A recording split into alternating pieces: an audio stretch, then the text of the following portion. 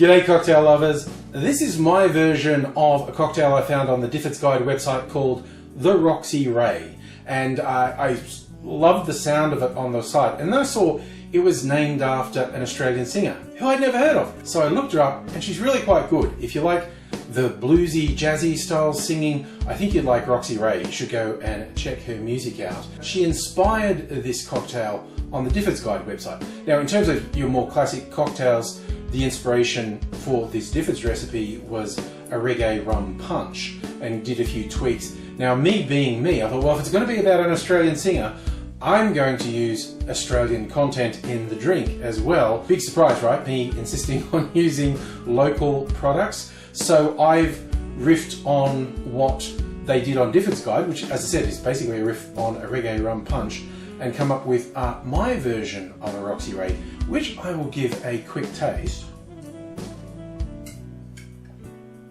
And there's a few ingredients in here, but it's to me a surprisingly light drink. It's got that lovely pink shade. The recipe on Difford's said to use a strawberry syrup, and I used a syrup I've made from blood oranges, it being blood orange season in Australia as I make this. So I'll take you through the other local ingredients. The recipe calls for a base of a white overproof rum.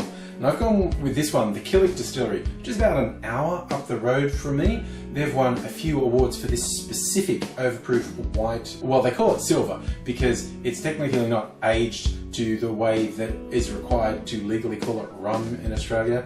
So they don't actually call it rum, it's just silver overproof, but they entered it in international rum competitions where it met their criteria and they've won some awards. It's nice, and they really go, this is not one of those neutral white rums. This has got that real funk, the hogo that you get from a lot of the Caribbean rums. So hardcore rum lovers love this. It also calls for a splash of dark rum, and I've gone with probably Australia's best known rum distillery, the Bundaberg Distillery up in Queensland.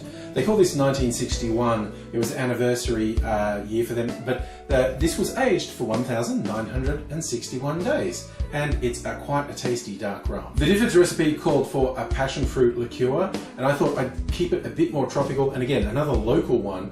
This is a pineapple liqueur that I picked up recently, and it's not overly sweet. It's reminiscent of a really good orange curacao, except it's a pineapple base rather than an orange base. To cut the sweetness a little while still highlighting the flavors, I'm putting a splash of this umami vermouth in here. This is something I picked up recently.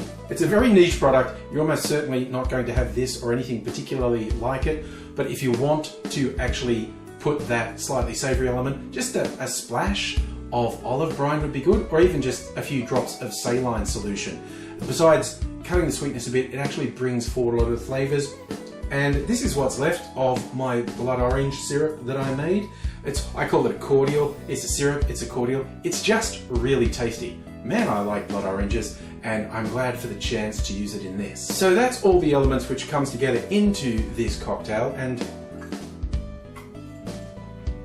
couldn't resist having another taste. It's got a great tropical vibe, and I can sort of feel the different elements in there, particularly that funky white rums coming through, and it isn't too sweet, but it's a really enjoyable drink. I'll show you how to make it. In a shaker, you put 1 ounce or 30 mils of overproof white rum, and then 2/3 of an ounce, around 20 mils of pineapple liqueur, then around a bar spoon or 5 mils of dark rum. Then we add 5 mils or a bar spoon of the umami vermouth. Then I'm adding 1/3 of an ounce, around 10 mils of lime juice, and finally 1/3 of an ounce or 10 mils of the blood orange cordial. Add ice to the glass, shake it good and hard for 10 or 15 seconds to chill and dilute the drink.